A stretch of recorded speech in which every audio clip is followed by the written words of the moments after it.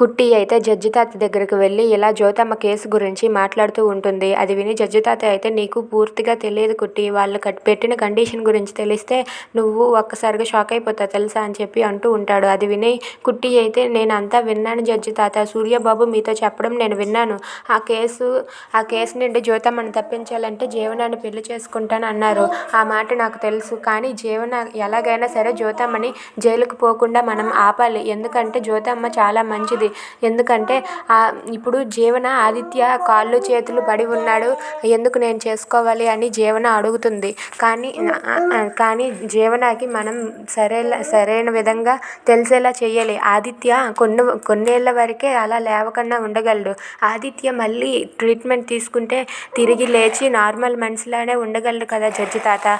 ఈ విషయం మనము జీవనకి అర్థమయ్యేటట్లు చెప్పుదాం. ఎందుకంటే అలా అయితేనే కదా జీవన భయపడకుండా ఆదిత్యని పెళ్లి చేసుకోవడానికి ఒప్పుకుంటుంది.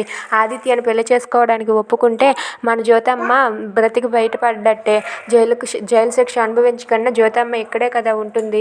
ఆదిత్య మంచివారు, ఆ సునంద వాళ్ళు కూడా మంచి ఫ్యామిలీ. అలాంటిది ఇప్పుడు జీవన ఎందుకు ఆలోచిస్తుందంటే ఆదిత్యకి కాళ్ళు చేతులు ఇప్పుడు లేవటం లేదనే కదా జీవన భయపడుతుంది. జీవన ఆ విధంగా భయపడకుండా మనం చేయాలి జడ్జి తాత. జీవనకి ఎలాగైనా సరే మనమే తెలిసొచ్చేలా చేయాలి అని చెప్పి కుట్టి అంటూ ఉంటుంది. అది విని జడ్జి తాత అయితే అబ్బా ఎంత మంచి ఆలోచన కుట్టి నీది, జ్యోతిని ఈ రకంగా నువ్వు బయటకు తీసుకువస్తావని నేను అస్సలు అనుకోలేదు కుట్టి. ఏదైతేనేమి జీవనతో నేను మాట్లాడతాను, జీవనకి ఆదిత్య గురించి మంచిగా చెప్తాను. ఇక జీవన ఏం చెప్తుందో చూద్దాము సరేనా అని చెప్పి జడ్జి తాత అంటూ ఉంటాడు. అది విని కుట్టి అయితే దానికి నా సహాయం ఏం కావాలన్నా నేను చేస్తాను జడ్జి తాత, కానీ జ్యోతమ్మ మాత్రం బ్రతికి బయటపడాలి, జైలు శిక్ష అనుభవించకుండా జ్యోతమ్మ ఉండాలి అని చెప్పి కుట్టి అంటూ ఉంటుంది. అది విని జడ్జి తాత అయితే నీకు జ్యోతమ్మ మీద ఉన్న అభిమానం, ప్రేమ చూస్తుంటే నాకు చాలా ముచ్చటేస్తుంది కుట్టి అని చెప్పి అంటూ ఉంటాడు. Thanks for watching friends, please subscribe.